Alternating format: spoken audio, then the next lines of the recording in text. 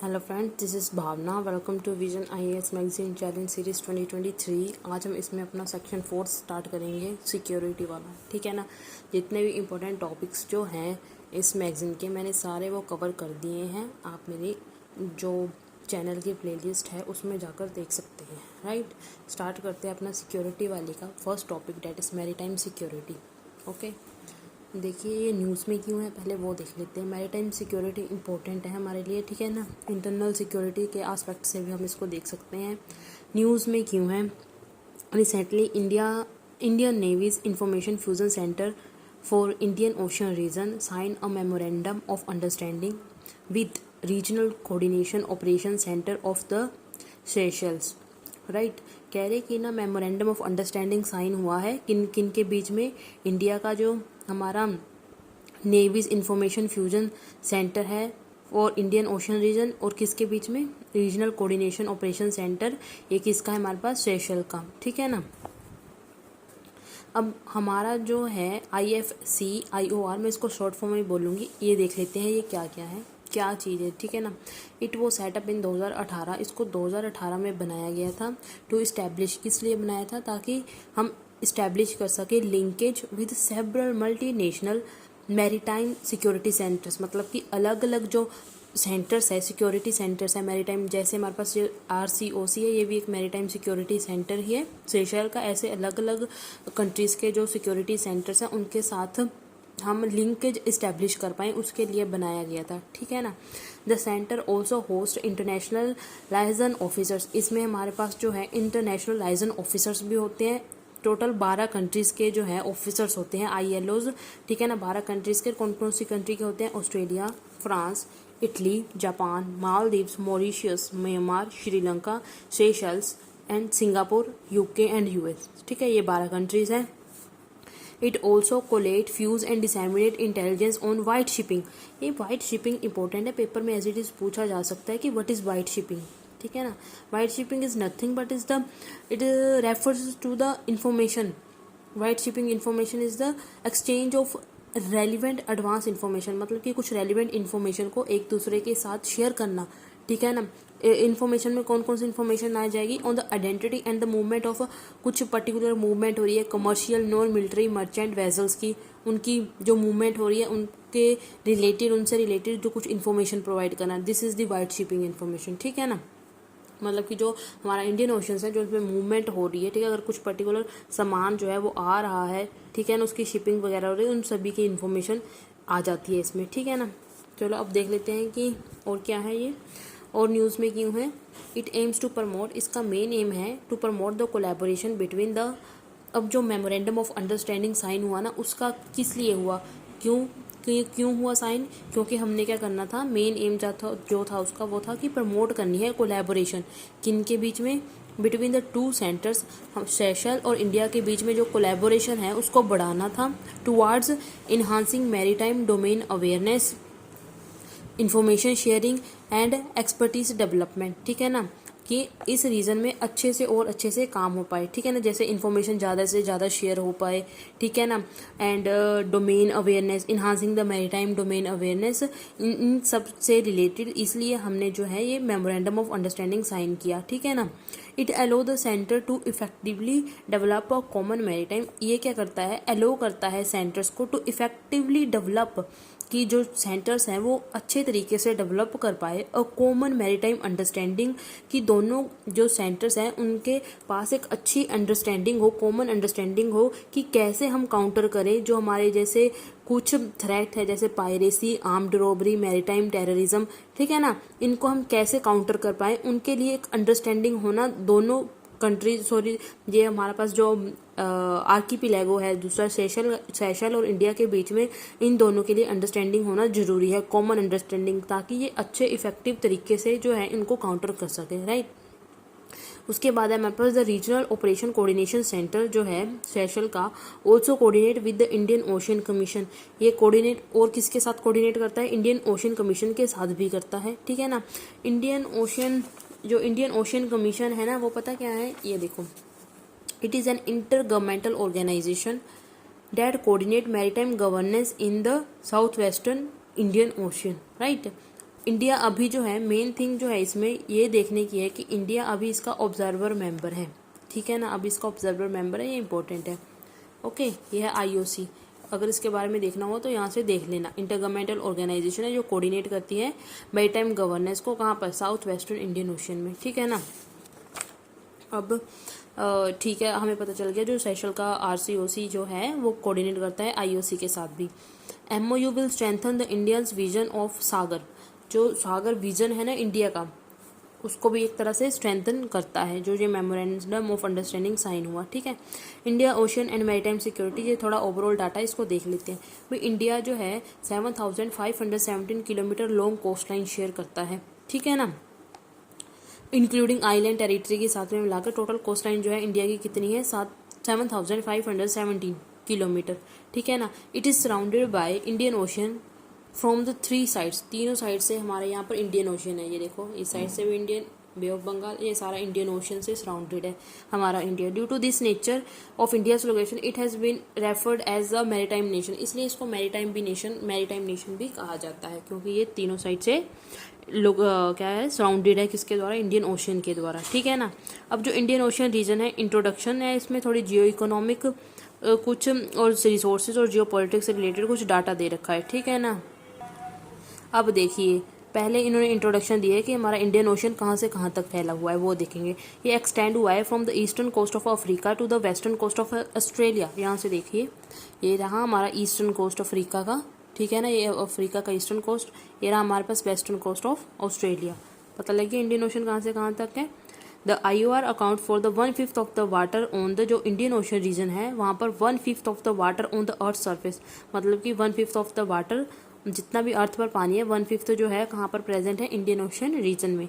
जियो economic देखा जाए तो अगर हम इसको देखें, more than 80% of the world's seaborne trade in oil, मतलब कि 80% से ज़्यादा जो ट्रेड होती है ऑयल की, ऑयल में जो ट्रेड होती है हमारी, ठीक है ना, वो इंडियन ओशियन से ही होती है। यहाँ पर ना थोड़े चौक पॉइंट्स है, वहाँ से जो है 80% तक की ट्रेड होती है। कौन कौन से चौक पॉइंट्स हैं, देखो 40% तक की ट्रेड जो होती है वो होती है हमारे पास स्ट्रेट ऑफ हॉर्मुज, ये रही स्ट्रेट ऑफ हॉर्मुज।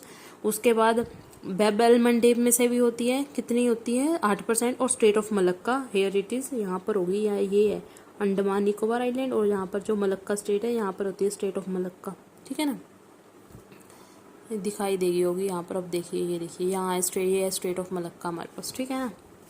उसके बाद है हमारे पास रिसोर्सेज, यहाँ पर जो है the region contain 1/3 of the world's population, total population का 1/3 हिस्सा यहाँ पर रहता है। 25% of the world's land mass, 40% of the world's oil and gas reserve यहाँ पर पाए जाते हैं। Okay, the Indian Ocean has some of the world's most important choke points, ठीक है, मैंने आपको अभी चौक पॉइंट्स बताए थे कौन कौन से। यहाँ पर स्ट्रेट ऑफ हॉर्मुज है, बब एल मंडेब स्ट्रेट है, यहाँ पर स्ट्रेट ऑफ मलक्का स्ट्रेट है, ठीक है ना, बहुत सारी स्टेट्स यहाँ पर पाई जाती हैं। अब जो है कुछ मैरीटाइम सिक्योरिटी से रिलेटेड जो हैं चैलेंजेस है, जैसे हमारे पास चाइना और US का इन्फ्लुएंस भी इंडियन ओशियन में ज़्यादा बढ़ रहा है, ठीक है ना। पायरेसी, आर्म्ड रॉबरी, ठीक है ना, ये थोड़ा इश्यूज़ हैं। और कौन से इश्यूज़ है, क्लाइमेट चेंज, बहुत सारे इश्यूज़ है, ये हम पे कुछ लिखे हुए हैं, उनको थोड़ा देख लेना, ठीक है ना। अब जो है इंडिया ने मैरीटाइम सिक्योरिटी से रिलेटेड कुछ तो रूल्स एंड रेगुलेशंस बनाए होंगे। यहाँ पर कुछ 5 पॉइंट फ्रेमवर्क है जो इंडिया ने बनाया है मैरीटाइम सिक्योरिटी से related. Free maritime trade without barriers to establishing the legitimate trade को इस्टेब्लिश करने के लिए फ्री मैरीटाइम ट्रेड रखा गया है, ठीक है ना, कोई बैरियर्स नहीं है यहाँ पर। Settlement of maritime dispute should be peaceful, मतलब कि कह रहे कि अगर बाई चांस मैरीटाइम डिस्प्यूट हो भी जाता है उसको सेटल करना है, डिस्प्यूट इंडिया बोल रहा है ऐसा, ठीक है ना। कुछ मैरीटाइम डिस्प्यूट होता है तो उसको सेटल करना है peacefully and non on the और किसके बेसिस पर, on the international law only, कुछ पर्टिकुलर इंटरनेशनल लॉज हो गए उनके अकॉर्डिंग ही अपना जो इशू है उसको सोल्व करना है, ठीक है। Responsible maritime connectivity should be encourage, जो मैरीटाइम कनेक्टिविटी होनी चाहिए वो रिस्पॉन्सिबल मैरीटाइम कनेक्टिविटी होनी चाहिए, इसको इनकरेज करता है, ठीक है ना। Need to collectively combat maritime threats, भाई हमें सभी को इकट्ठे होकर आना पड़ेगा, जो इंडियन ओशन से रिलेटेड जितनी भी कंट्रीज़ हैं उनको कलेक्टिवली कॉम्बैट करना पड़ेगा। जो मैरीटाइम थ्रेट्स जैसे हमारे पास पायरेसी वगैरह हो जाती है, ठीक है ना, no posed by non state actors and natural calamities के कारण अगर कुछ हमारे पास थ्रेट्स आते हैं तो हमें सभी को इकट्ठा होना पड़ेगा, तब हम उसको काउंटर कर पाएंगे। Preserve the maritime environment and maritime resources, environment और रिसोर्सेज को प्रिजर्व करने की ज़रूरत है। ये है 5 point framework maritime security by India, ठीक है ना। यहाँ पर कुछ इनिशिएटिव्स हैं मैरीटाइम सिक्योरिटी से रिलेटेड, ठीक है ना। हम पहले ग्लोबल लेवल पर कुछ इनिशिएटिव्स दिए गए हैं, उसके बाद कुछ इंडिया ने अपनी तरफ से जो जो इनिशिएटिव्स लिए हैं वो है, ठीक है ना। ग्लोबल लेवल पर जो है हमारे पास है United Nation Convention on the Law of Sea, that is UN close बोलती हूँ मैं इनको, इसको UN क्लोज बोल देती हूँ मैं सीधा ही, ठीक है ना। ये ना कुछ रूल्स वगैरह इशू प्रोवाइड करते हैं, रूल्स बनाती है कि कैसे हम जो है ओशियन को यूज़ करें और उसके रिसोर्सेज को किस तरह से यूज़ किया जाए, ठीक है ना। ऐसे ही हमारे पास और भी है, जैसे रीजनल ऑर्गेनाइजेशंस में हमारे पास है Indian Ocean Rim Association for Regional Cooperation, ठीक है ना।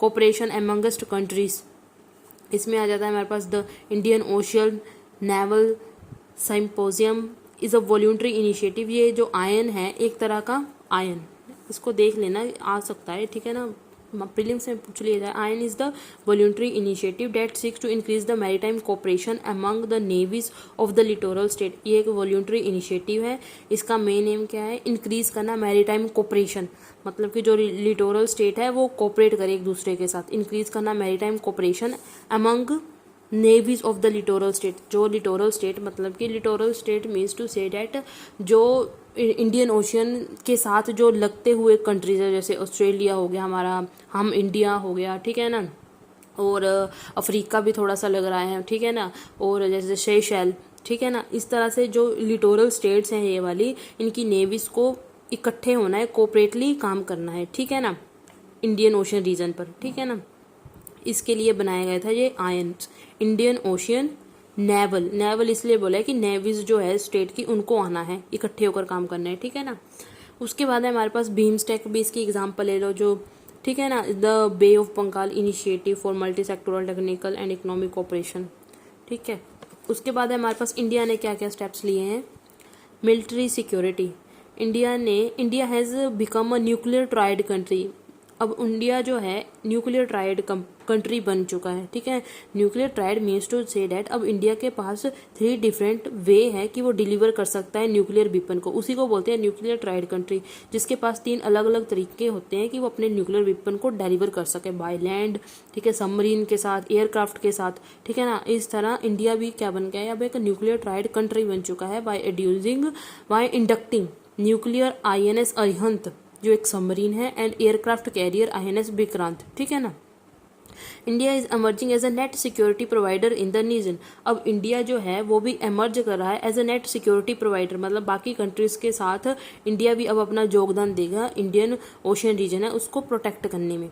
Coastal security schemes by the Ministry of Home Affairs to strengthen the patrolling and surveillance of coastal areas, particularly in shallow water areas close to the coast, ठीक है ना, coast, ठीक है ना। मतलब कि जो हमारे पास जो कोस्टल सिक्योरिटी स्कीम भी आ रही है, मतलब कि जो शैलो वाटर एरिया है नियर द कोस्ट उसको प्रोटेक्ट करना है, ठीक है ना, उस पर पेट्रोलिंग बढ़ानी है, ठीक है, पेट्रोलिंग और ज़्यादा मजबूत हो वहाँ पर स्ट्रेंथन करना है, ठीक है ना। इसलिए इससे रिलेटेड भी बहुत सारी स्कीम्स आ रही हैं, ठीक है ना। कोस्टल सिक्योरिटी स्कीम्स पता चल गया, कोस्टल एरिया से रिलेटेड है।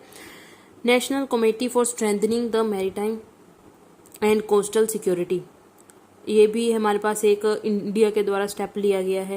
ये किसके लिए आया है, national committee for strengthening maritime and coastal security to coordinate all the matters related to maritime and the coastal security, okay. उसके बाद है हमारे पास जॉइंट ऑपरेशन सेंटर, मतलब कि बहुत सारे ऐसे हैं पर इतना ज़्यादा दिमाग में रखने की ऐसे इतने ज़्यादा याद भी नहीं होंगे, हम थोड़े से 2-3 पॉइंट्स इसमें से रख लेंगे। जैसे हमारे पास ये अच्छा पॉइंट था, न्यूक्लियर ट्राइड कंट्री बन चुका है, ठीक है ना, इसको तो याद ही रखना। उसके बाद कोस्टल सिक्योरिटी स्कीम 2-3 याद रख लेना, ऐसे हम एज इट इज़ तो पेपर में क्वेश्चन नहीं पूछेगा मुझे लगता है ये वाला, पर पूछ भी सकता है भाई, क्योंकि मैरीटाइम सिक्योरिटी से रिलेटेड डायरेक्ट क्वेश्चन आ सकता है, इसमें कोई डाउट नहीं है, करना सभी करना है, ठीक है ना।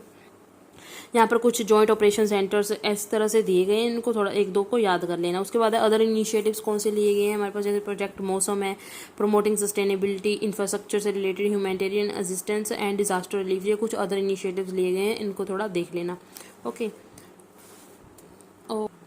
और इसमें ज़्यादा कुछ तो था नहीं क्वेश्चन में, ठीक है ना, बस मैरीटाइम सिक्योरिटी से रिलेटेड ही है। थोड़ा सा इसको ध्यान में रखना, मैरीटाइम सिक्योरिटी आ सकता है मेंस में, पर कुछ घुमा के आएगा ये क्वेश्चन, डायरेक्ट क्वेश्चन ऐसे नहीं आएगा, ठीक है ना। इंटरनल सिक्योरिटी में कुछ मैरीटाइम का इफेक्ट है, ऐसे आ सकता है, ठीक है। उसके बाद ये टॉपिक तो हम यहीं पर ख़त्म करते हैं, ठीक है ना। मिलते हैं अपने नेक्स्ट टॉपिक में, तब के लिए stay tune with me, like, subscribe, share. Thank you, have a nice day.